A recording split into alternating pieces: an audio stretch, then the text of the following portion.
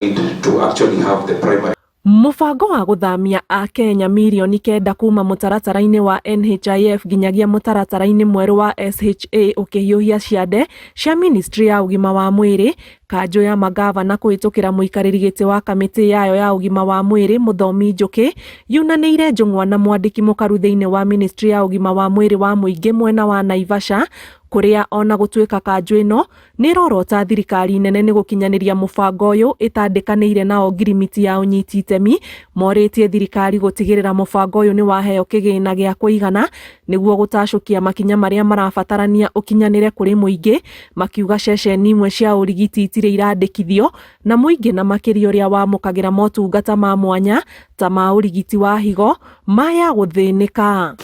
Patients who need services for the treatment and management of chronic diseases cannot access services since the emergency, chronic and critical ill covers have not been activated. We are still at the primary level and the shift. But what about those who are chronically ill and they know that from the information you give them, they are supposed to be accessing the service?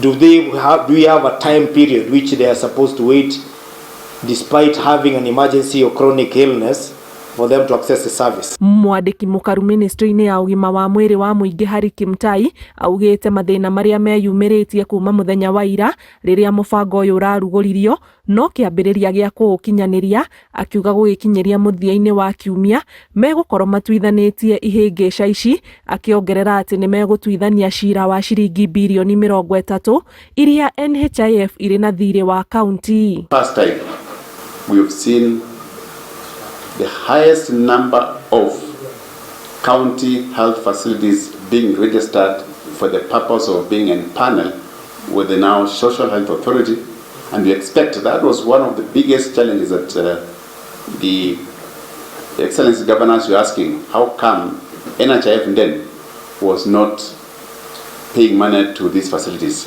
We realized there was a challenge in terms of registration and empanelment. Mũingĩ ũkĩambĩrĩria kwamũkĩra ndũmĩrĩri cia kuga nĩ mathamĩirio mũbango-inĩ ũyũ mwerũ, Akenya milioni 12.5 nĩo mayandĩkithĩtie mũbango-inĩ ũyũ mwerũ, milioni 9 makiuma kũrĩ mũbango wa NHIF. The registration process, I would say, was successful up to about 80-85%. And why I'm not giving it 100% is because it was evident that when many people tried to get into the system got clogged, and some of the registration exercises were not successful. Gĩcunjĩ kĩa 85 harĩ igana kĩa Akenya nĩo meyandĩkithĩtie kuma mũbango-inĩ wa NHIF, ona gũtuĩka mũingĩ nĩ ũrathonja kumana na kwĩgucia kwa mũbango wa wĩyandĩkithia nĩ ũndũ wa gwĩkururia kwa mĩtambo.